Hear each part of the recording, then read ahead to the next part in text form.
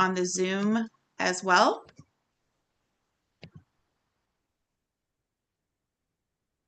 Could you hear that? Yes. Yes. We are now live. Okay.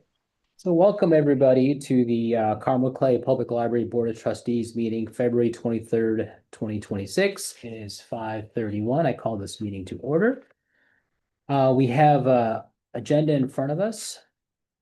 Move to approve. Okay, we got a first from Rosie, Second.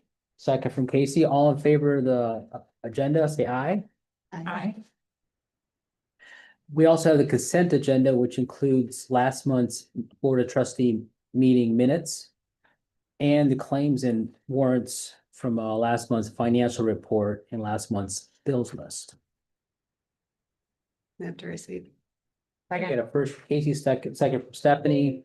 Consent agenda passes. So all in favor, say aye. Aye. Aye. Okay, consent agenda passes. No items were removed from the consent agenda. And then on to the director's report. Bob, do you want to add anything, any color to that? Other comments to your director's report? I will just note that today is the first day of the closure of the West Branch to finish up the work. So the work started today. So far, so good. We did receive contact from a patron that informed us that the book return was blocked, but we're trying not to do that. The work crew over there knows that. We touched base with them, and by the time I got in touch with them, they told me it was not obstructed. They piled up some material in front of the book locker this morning. We had to get them to move that. We're trying to leave the book return and the book locker unobstructed so patrons can use that while the work happens. Everyone knows that. So the crew over there, they're doing their best to make sure that happens. And day one of this 2-week closure. So hopefully all goes well. Okay, great. Thank you. Any other comments or questions for the director's report? Okay, can we get a motion to receive the director's report? So move. Get a first from Stephanie, Second. second from Rosie. All in favor, say aye. Aye. Aye. For that director's report. Trustee liaison report, anything there? I don't think we have anything there. Any staff reports today? We do have our adult services manager, Sarah O'Shea, is with us, and she has prepared a report at my request on our digital collection.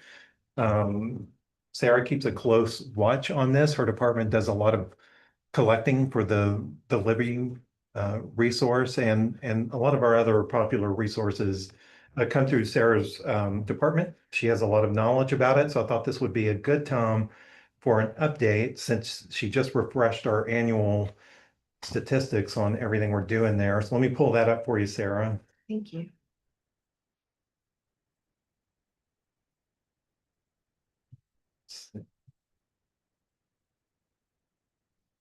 John, I'm going to share the screen on Zoom, so you should be able to see this too.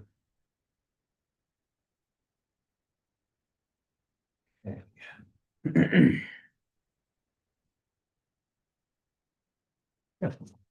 All right.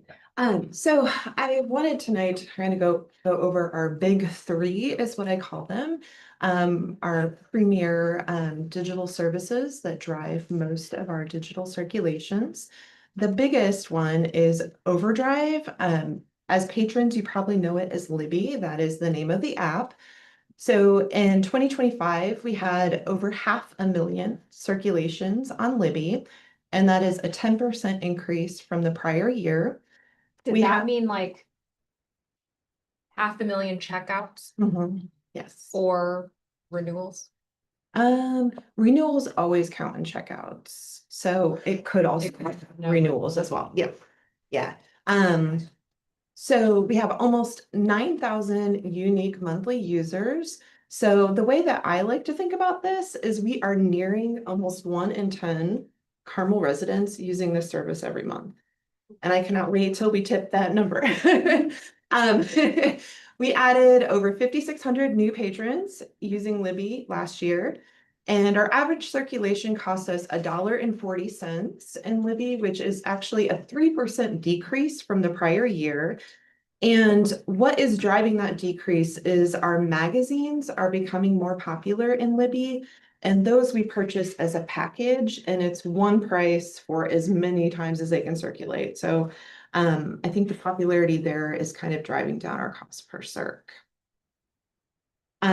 This fall, the other big news for us in Libby was that they changed how holds are delivered to patrons. So when a patron suspends a hold, they actually have to manually go in and reinstate that hold now. And the idea behind that was to reduce wait times for people and to get books into the hands of people who are ready for them. And that had a huge impact on our wait times.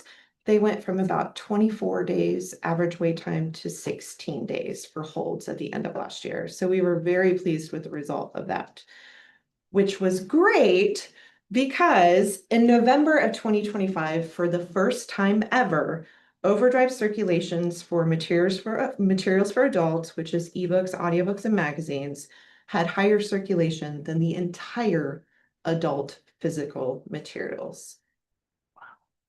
Yeah. So that was the first time that ever happened. I don't believe it'll be the last. Will you slide for me?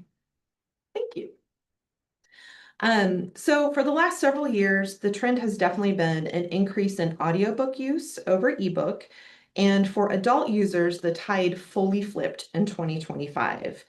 So for many years, nonfiction has circulated better on audiobook. And I've always thought of this as kind of the podcast effect, because I think a lot of people kind of started with true crime. They're like, ooh, nonfiction audiobooks, cool. But it wasn't until August of 2025 where we circulated more fiction audiobooks than ebooks for adults. So that was another interesting thing that happened this year.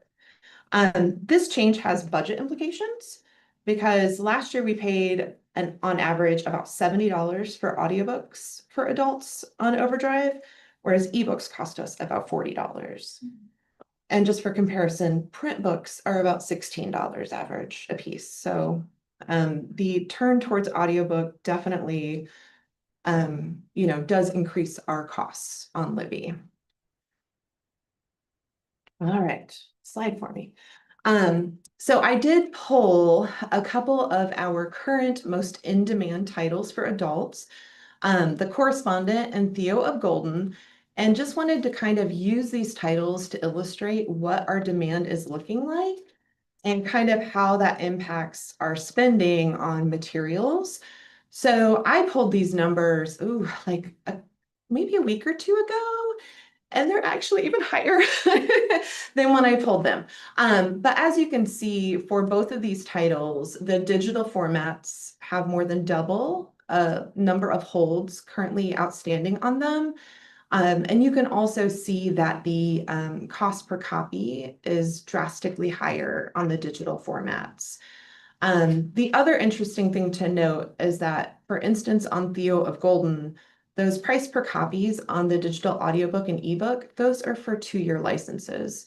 So those costs, those $85 and $60, we only get to keep that book for 2 years. And this is very standard for this isn't just us. This is, for all libraries are, seeing these prices. Why is that? Because they can. Yeah, I think it's publishers' fear that allowing libraries to distribute ebooks is going to reduce their profits. So they are definitely making the cost pretty high for libraries. But the interesting thing is they all come with what's called DRM or digital rights management. So it's not like any of our users can download a PDF or download an audio file of the book and share it with anyone. They're very protected. So yeah, I don't. They also have more power, right? Because if we buy the book, then the book is a piece of property that we own. We don't own anything here. We're just purchasing a license access. So that gives them more power. Yes. And I think too, a lot of folks are probably under the assumption that we are able to buy like ebooks off Amazon. That is not the case. Like we have to buy them within these platforms because of the licensing agreements allowing us to lend them out to people. Yeah. All right, next slide. Hoopla. So Hoopla is definitely our second most popular digital service. Though the increase in circulation slowed down a little bit in 2025, we still saw a 13% increase over last year. We are steadily adding new patrons as well as increasing our spend on this format or on this platform, and we are at a $2.38 average cost per circulation, which increased from last year. What is driving this increase in cost per circulation is again our users' desire for audiobooks. Audiobooks cost more per checkout, and they are just increasingly popular with our patrons, which is driving up the cost here. And while you're talking about audiobooks, Sarah, talk a little bit about our books on CD collection. Yes. So later this year, we do plan on sunsetting our audiobook on CD collection. It just is not seeing the use anymore. And also we are having a really hard time in actually getting new materials in on that format. More and more stuff is just not being sold on CD. And so, we're getting the digital, they're being used. And we've seen the circulation fall year It's after year on plummeted. it. Yes, it's very, very low at this point. So we hope to actually add some additional furniture in that area because the demand for seating is definitely still very high.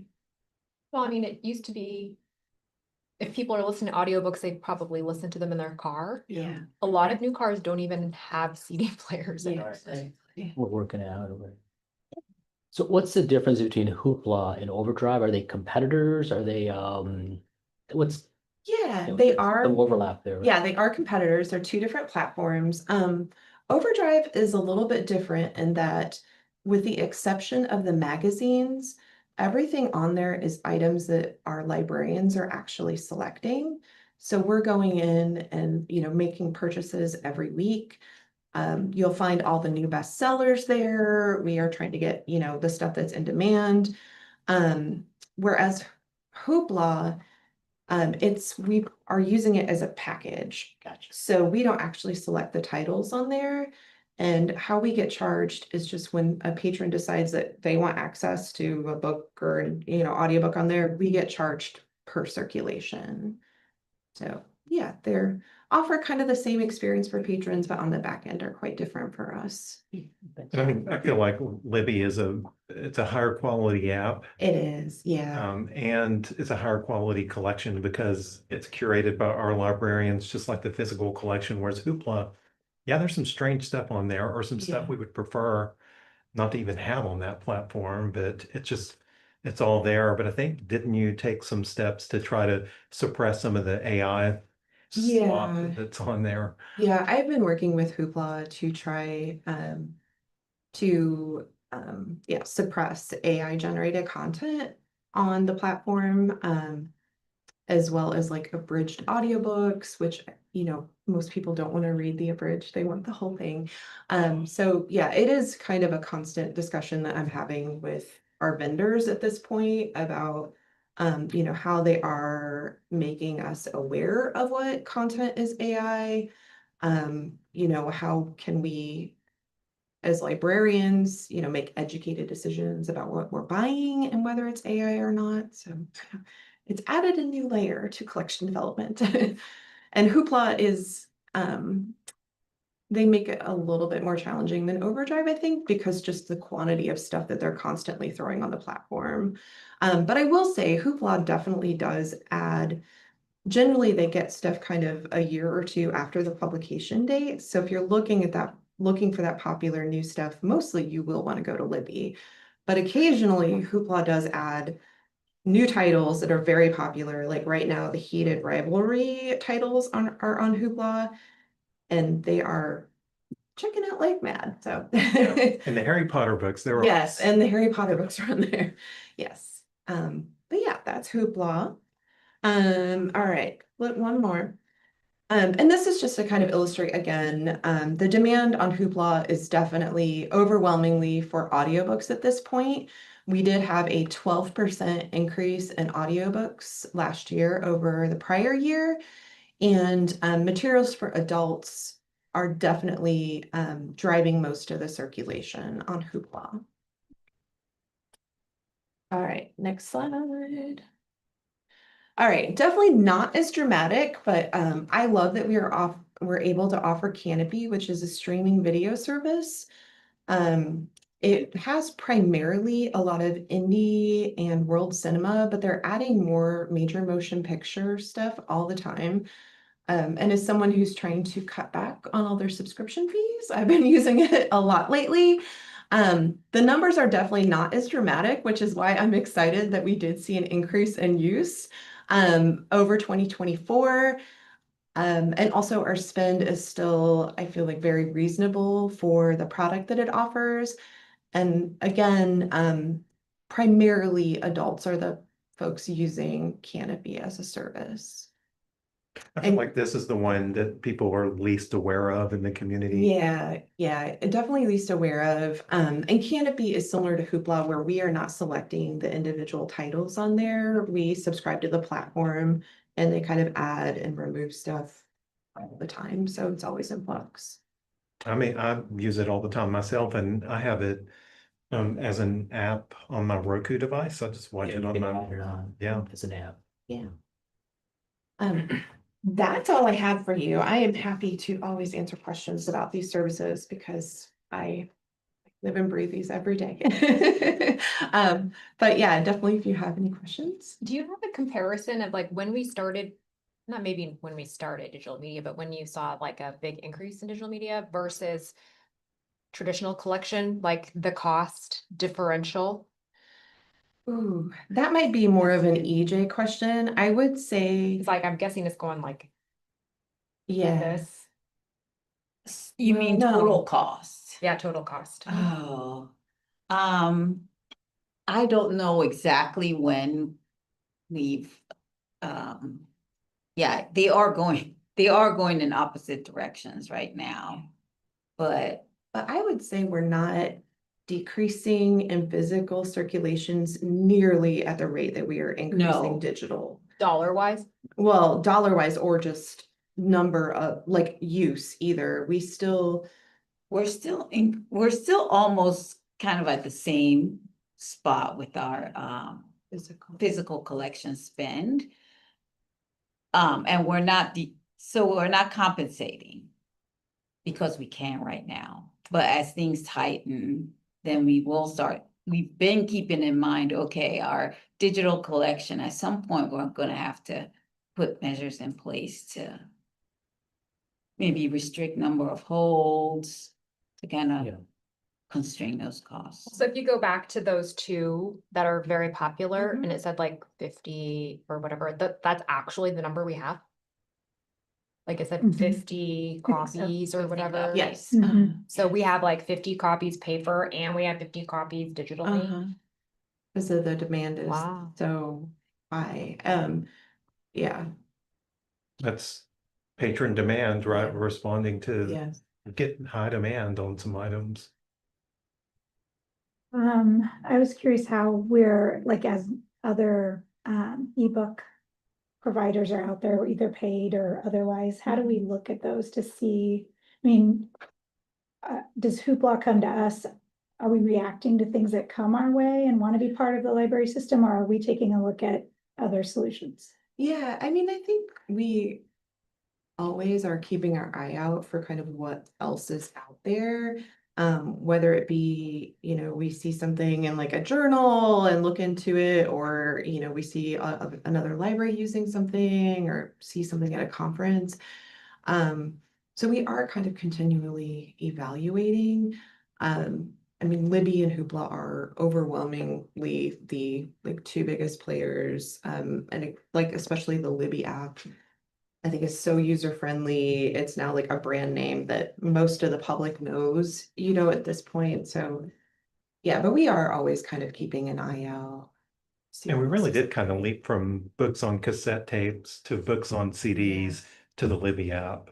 And the Libby app is really far superior to those two former where you had to Yeah. mess with that media and it was just harder to deal with and not as good an experience even. So that is one example of technology created something better. Do we ever do education seminars to explain to the patrons how these work?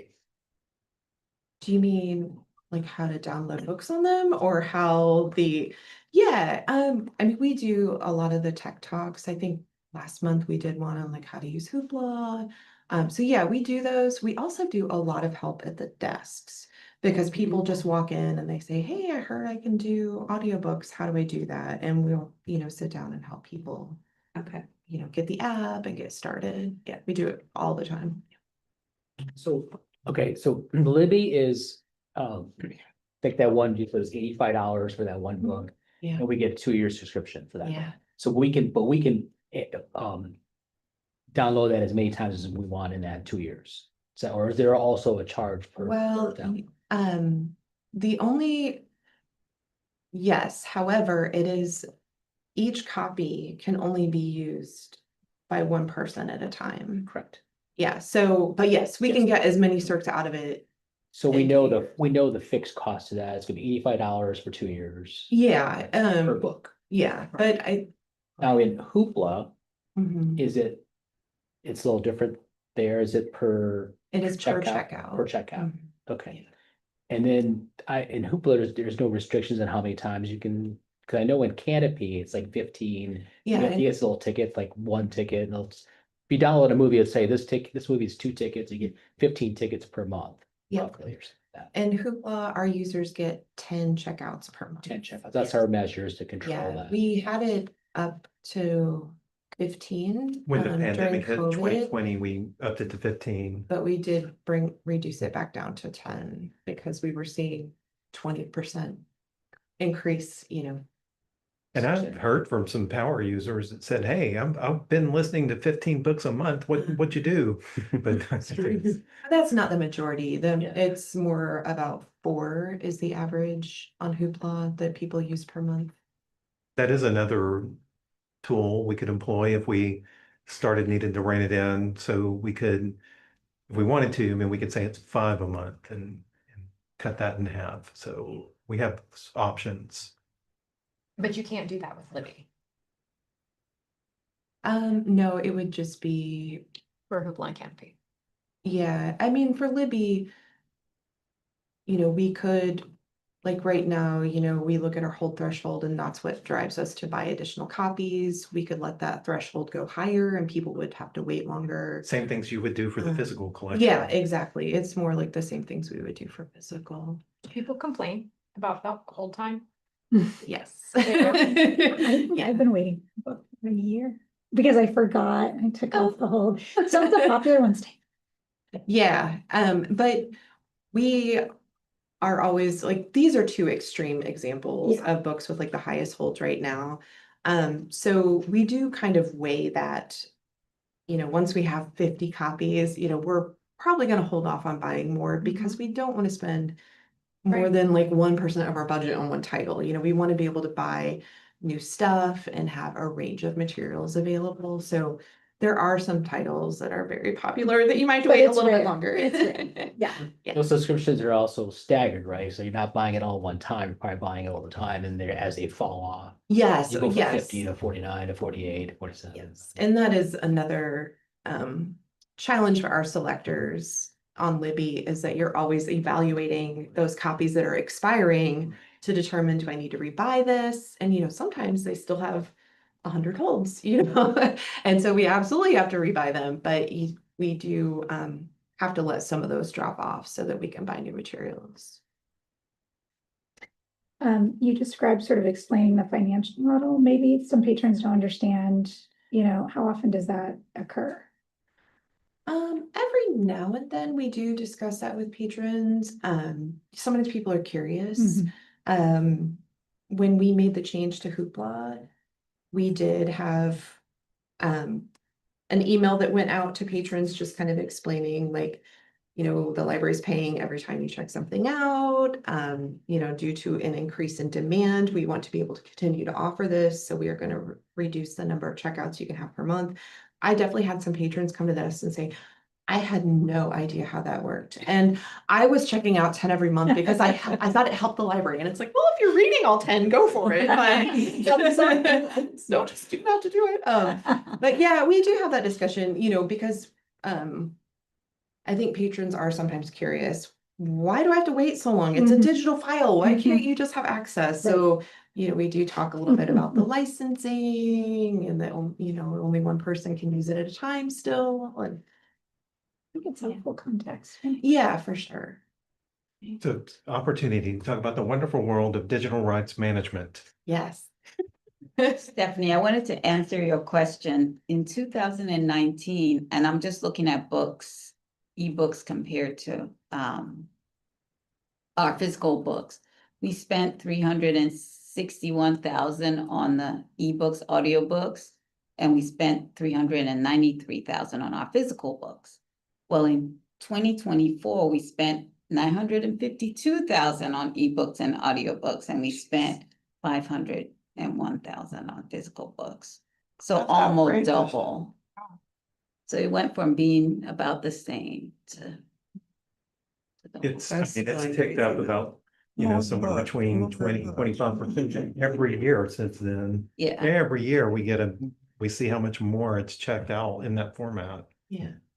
Every year that I've been here, it's been on that upward tick. Yeah. And our community is definitely, they were early adopters. They are heavy users. I think, I don't want to speak for Christy, but when they were doing some new software that told us, what our users were using, they were like, are you sure? The company was like, are you sure? Because they were shocked at how many of our users were using the digital. And they were like, is this number correct? Yes, it is. We just have a community that's really, really heavily using the digital. And a lot of people are still using the print too, which is great. And EJ, so like job. that trend, so do we know what the percentage increases every year? We can look at that, maybe forecast this and figure out that may be something to look at going forward, right? yes, Sarah looks at the percentage increase every year, but I don't have that number now, but I can that'd be get that something to to you. look We at. do have, yeah. As we're doing budget, Yeah, Yeah. as we budgeting. Yeah. Great Very stuff. good, Yeah, yeah. thank Thank Sarah. you. Of course. Okay, now we're on to the teen library council reports. And hello. You want to introduce yourselves and tell us what's your format that you access the library? Canopy or Libby, or what do you, physical books? What do you guys do? Favorite is physical copies. My eyes get real strained after ebooks, but I've never heard of Canopy, so I'll make sure to use that next time. Yeah, I'm Charlotte and I also prefer the physical books. I don't really like reading on my phone or ebooks because I just feel like I'm on my phone. So It's a break, it's a digital break. okay, so one of the big events that we had in January was our Winter Craft Carnival, which TLC as a whole planned. So it was an all ages event on Saturday, January 31st from 1 p.m. to 3 p.m. And over 300 people attended the event, so it was very popular. The theme of this event was carnival themed crafts. And so there were friendship bracelets, origami animals, snowflake decorating, bookmark coloring, and back decorating. There are also collaborative community writing activities like the New Year's resolutions, paper chains. And then there was a photo booth and temporary tattoo stations and card games and Jenga. All were very popular and we had a lot of happy kids. There was also like a one sentence at a time writing activity, and it was a very funny story that did not make sense at all. So that was fun to read. And then we met the first week in February, and we're helping plan NerdFest again this year, which is like a drop-in activity, basically all things nerdy. So we brainstormed for that, and we'll continue to help with NerdFest preparations over the next few months. Do you guys know what day that's on this year? Early May, I think, Yeah. May 11th or something. May 9th. Okay, yeah, May 9th. It's Saturday. And that's been very popular in the past. So very excited to help out with that. Yes. Questions? Anything else you can help answer? So in the event in January, was it all Teen Library Council members that were volunteering to man the Yes. stations, I guess? Yeah, we helped with setup, volunteering during the event, and then cleanup after the event. And the event was for what age? All ages, typically aimed for younger kids, but there were crafts and other activities for all ages, so anyone could drop in.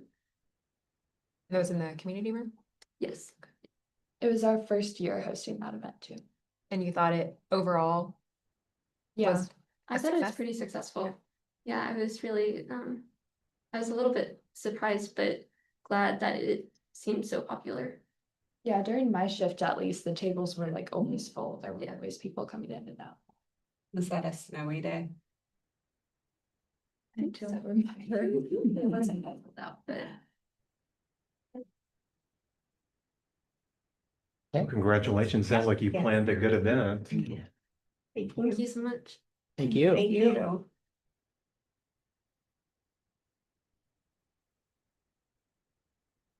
You don't have to stay for the rest of the board meeting. Yeah. You have a renovation update? What's, you said, West Branch is closed. So you can kind of get an idea what's going on. Yeah, so they're finishing the work on the roof, completing the parapet wall. And there are some there's configuration with the HVAC that still needs to happen. I'm expecting that to happen. I mentioned last time I've loved the new desk there. I think the new desk makes a lot more sense. It feels more natural to the space. The layout's better. The way that I think patrons have more room, particularly on the children's side.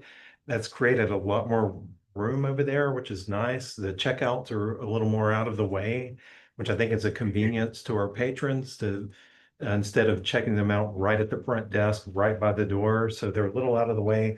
So it's all an improvement, but that desk countertop, we have rejected it because something's wrong with that surface. It's very easily scratched and it's very easily smudged. And it's one thing that it holds fingerprints easy, but there are some that we just can't get off at all. It's just stuck on there. That desk has hands on it all day long. And if it looks this bad, practically the day we opened, so we did have it resanded, refinished. Didn't help. It just went back to exhibiting that same behavior. And, I've asked the question, which I'm not satisfied I've had an answer. I don't know if this is just the wrong material for this countertop that we have, or if this is a bad run of that material. I've had conflicting answers, but either way, we don't think that that's just meets our standards. And so we're working through what to do about the countertop. Generally speaking, though, that desk is fantastic. It's going to work great for the space once we get this issue resolved. And we're working on that now too. Do we have that material? It was a Corian Anywhere else? countertop, wasn't it? Yeah, So Corian shouldn't be doing very it. common. I mean, it's all over. Yeah. And something's weird. That's what I think. And that's so, either we're going to get a new countertop fabricated, a new Corian, or a credit, and we can think about another material if we want to, but You don't have to replace the whole desk. not the whole desk, just the the countertop. It's just the top. Yeah. Okay. Yeah. It's not. Well, why is the HVAC not configured? I'm not sure why this has taken so long, but I think one of the subcontractor companies is supposed to do some of this work. It just hasn't gotten done. I'm not clear why. So This is their opportunity while we're closed to get who they need in there to complete that work. But today, for example, staff was freezing in there. That's a new system and it was just blasting cold air on Oh my them. gosh. We just have to get this configured properly. That's a little bit frustrating, but I think we'll get a good resolution by the end. If I'm talking to you about problems at our next meeting, then that's not good. And so they have a chance here while we're closed to give it their full attention and complete it. Do you need a buildings and grounds committee meeting? We have one scheduled. It's either next month or the month after, so we'll get there. We can call one if we need to. Let us know if we can help. Okay, thank you. Anything else? Renovation? Nope. Old business, any old business? Okay, new business, we have board appointments. Well, we have a good announcement today to make. Ann Poindexter was reappointed by the Hamilton County Commission. The paperwork is done. It's official. She's here till 2030. The next. It's crazy when you say it that way. That sounds crazy. Well, congratulations, Dan. And our esteemed board president is rolling off soon. So June is your official last month. So and he's an appointee of the Clay Township. So we need to work with them. So somebody just told me that they want to be on the board and they're going to send me their resume. So if you know some good candidates to recommend, just in case they're interested in our opinion, this would be a good time to have them contact me. Yeah. Sounds good. Thank you. 16 years. Thank you. Wow. Okay, anything else? All right. Call this meeting adjourned at 6:08.